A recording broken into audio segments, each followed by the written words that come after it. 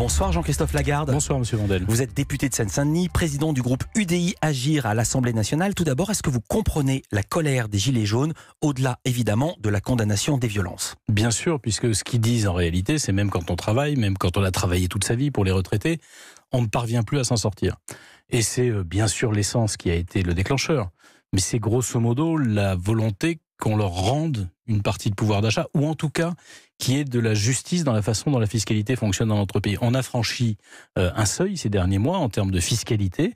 C'est pas uniquement d'ailleurs le fait de M. Macron, c'est la fiscalité Hollande, plus la fiscalité Fillon à la fin du mandat de Sarkozy.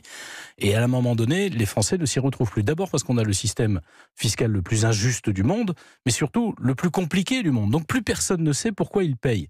Alors, vous savez, il est compliqué parce qu'on lui reprochait d'avoir été injuste.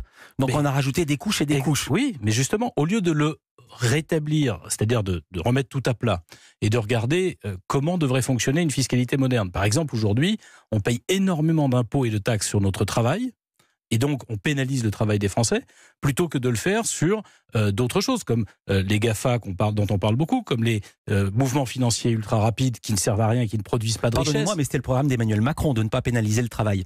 Ben oui, mais pardon de le dire, c'est encore le travail qui aujourd'hui porte la charge principale de la même façon sur ce qui est produit. Pourquoi un produit fabriqué en France paye une partie de notre protection sociale et ce que vous achetez à l'étranger, en Allemagne, au Japon, aux États-Unis, ne le paye pas? Si on veut que les Gilets jaunes puissent retrouver du pouvoir d'achat, il faut repenser l'intégralité de la fiscalité française. Et je crois que si l'essence a été le déclencheur, c'est parce que le gouvernement a commis l'erreur en réalité, de ne pas dire la vérité. Il a dit « j'ai augmenté les impôts pour la transition écologique ». C'est pas vrai, ça sert pas à la transition écologique. Il y a même quelque chose d'une phrase très drôle à voir, enfin drôle si j'ose dire. Au fur et à mesure qu'on baisse la taxe d'habitation, on augmente l'essence. Ce sont les mêmes sommes. Ce sont les mêmes sommes. Sur 3 ans, c'est 10 milliards de moins de taxes d'habitation, 9,4 milliards de plus de taxes sur l'essence. Ce que vous ne payez plus sur la taxe d'habitation, vous le payez à la pompe. Ce projet-là, c'est pas pour la transition écologique. Et au bout d'un moment, les Français ont l'impression qu'on se moque d'eux, ils se révoltent.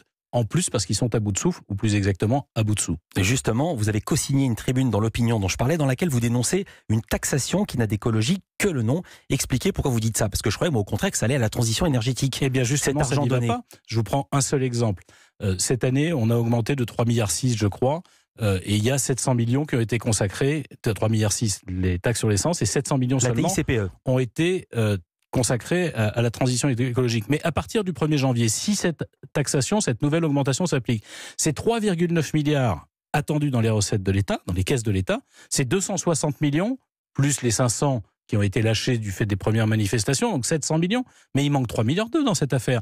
Si on veut arriver à faire comprendre aux Français que la transition écologique est indispensable, qu'elle passera par une taxation, il faut dire que ça sera du bonus-malus. À la sortie, ce qu'on vous prend, on va vous le rendre sous une autre forme. Je m'explique.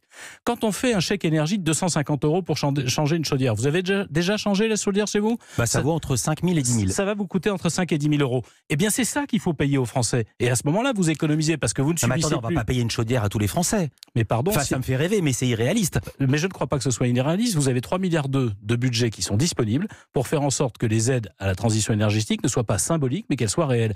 Pardon, quand on dit on va fermer, on va interdire les cuves au fioul à tout un tas de gens, ceux qui ne bénéficient pas du réseau au gaz, parce qu'ils sont en zone rurale, comment on fait? On va pas leur payer leur chaudière, mais ils font comment eux? Ces gens-là, quand il s'agit de retraités, de petits salariés qui ont été envoyés loin des villes parce que l'immobilier était trop cher, ils vont faire comment pour se chauffer demain? Au contraire. Et ce que je reproche en réalité au gouvernement, c'est de ne pas, d'une part, appliquer un moratoire d'une douzaine de mois sur ces augmentations, s'asseoir autour de la table comme nous le proposons, comme l'a proposé Laurent Berger, pour qu'il y ait une vraie mise à plat, entre guillemets, de notre fiscalité d'une part, et de cette transition écologique, pour montrer aux Français que c'est pas pour les rouler. Alors évidemment, aujourd'hui, ils se rendent compte qu'on les roule, évidemment qu'ils se révoltent. Vous proposez un Grenelle de l'écologie, et j'ai vu comme il y avait eu un Grenelle de l'environnement. C'est exact. Un Grenelle de la transition écologique pour être précis. Je vais vous dire pourquoi je vous pose la question. Parce qu'en 2007, je rappelle ça à nos plus jeunes auditeurs, le Grenelle de l'environnement avait débouché sur la création de l'écotaxe, qui avait été votée à l'unanimité en 2009, l'installation de portiques partout en France, portiques détruits par les bonnets rouges, et finalement, le président Hollande avait décidé de tout stopper en rase campagne, et ça avait coûté 1 milliard d'euros. Bien sûr, parce que l'écotaxe était une erreur. Mais je vais vous expliquer une chose simple. Le Grenelle, il n'y avait pas que l'écotaxe. Il y a tout un ensemble de mesures dont vous bénéficiez aujourd'hui.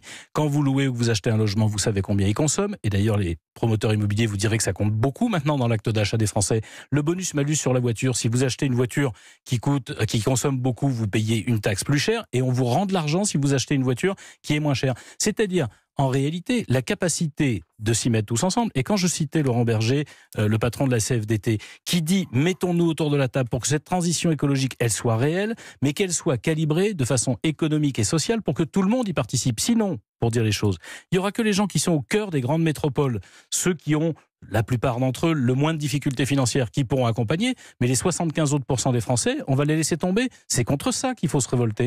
Le président Macron va prendre la parole mardi. Selon les informations qui fuitent, on sait qu'il ne reviendra pas sur la hausse des taxes sur les carburants au 1er janvier. Or, c'est justement ce que vous demandez. Mais oui, je pense qu'il faut, en l'occurrence, faire un moratoire, se poser et voir à quel rythme c'est supportable et comment on rend l'argent aux Français. Mais alors, qu'est-ce qu'il va pouvoir annoncer ?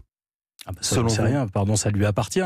Je crains que le gouvernement ne mesure pas la difficulté générale des Français en matière de capacité à s'en sortir, d'avoir un peu d'argent à la fin du mois pour continuer à vivre, alors même qu'ils travaillent ou qu'ils ont travaillé toute leur vie, et que c'est ça qui aujourd'hui exaspère un grand nombre de Français. Mais deuxièmement, il faut qu'ils puissent faire comprendre, ou qu'ils comprennent plus exactement, qu'il n'y a pas de fiscalité écologique qui soit pas à zéro. C'est-à-dire que ça ne doit pas remplir les caisses de l'État. On peut prendre sur ce qui pollue pour rendre sur ce qui ne pollue pas. Et si on ne fait pas ça, les Français le rejetteront. Or, on n'a pas beaucoup d'options.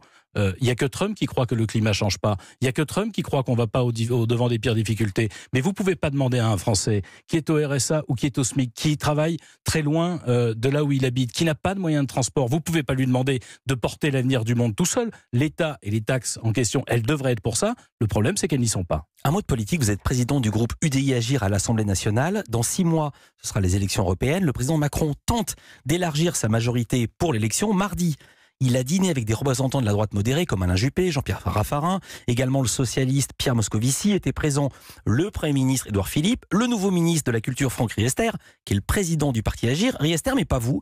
Est-ce que vous n'étiez pas invité ou est-ce que vous étiez invité mais vous n'y êtes pas allé ? Alors d'abord, je n'ai pas été invité, je ne le regrette pas parce que j'en ai assez d'entendre parler depuis 6 mois de tactique politique. On fait une liste, 2 listes, 5 listes, etc. et jamais de fond.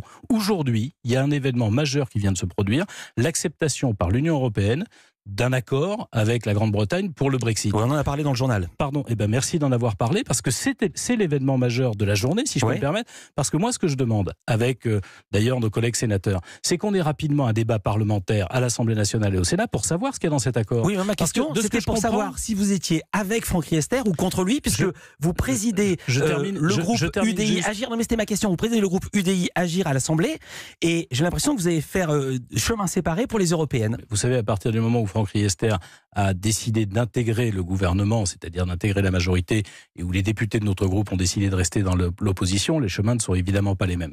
Mais je suis en train de vous dire simplement, j'aimerais savoir ce qu'il y a dans l'accord du Brexit. C'est beaucoup plus important que de savoir si on fait une liste, 2 listes, 3 listes, si on fait un casting ou si on fait un projet. Moi, je préfère en l'occurrence le projet parce que le problème que pose l'accord avec la Grande-Bretagne, dont on ne sait pas grand-chose, c'est qu'apparemment, finalement, on laisse la Grande-Bretagne dans l'Union européenne pour beaucoup de choses, et puis elle s'exonère des contraintes. Si c'est in et out, si c'est le statut de la Norvège qui s'apprêtait à rentrer, c'est-à-dire vous êtes dedans, mais tout ce qui vous gêne, vous êtes dehors, finalement, tout ça pour rien. Et je vais vous dire une chose, c'est que la grande alerte, c'est que demain, les Italiens, les Hongrois, les Polonais, si on peut être à la fois dedans et dehors, ils vont faire la même chose, ils auront tué l'Europe. Un tout petit mot après le tweet de Gérald Darmanin qui contestait un vote du Sénat en faveur des élus des petites communes, vous lui avez répondu « Je n'ai pas envie d'être sous la coupe d'un ministre du budget qui se comporte comme une petite frappe populiste ». Ce sont des termes très durs. Est-ce que vous les maintenez, Jean-Christophe Lagarde ? Parce qu'il était en train, dans son tweet, et il persiste, de désigner les élus, les 33 000 maires des petites communes de moins de 3 000 habitants. Vous savez que ces gens-là, ils touchent une indemnité, ils travaillent à côté. Ça leur coûte de l'argent d'être élus. Et donc, quand le ministre du budget, on nous dit qu'il faut lutter les progressistes contre les populistes, se comporte comme un populiste, il est indigne de sa fonction. Merci beaucoup, Jean-Christophe Lagarde. Je rappelle que vous êtes député, président du groupe UDI Agir à l'Assemblée nationale.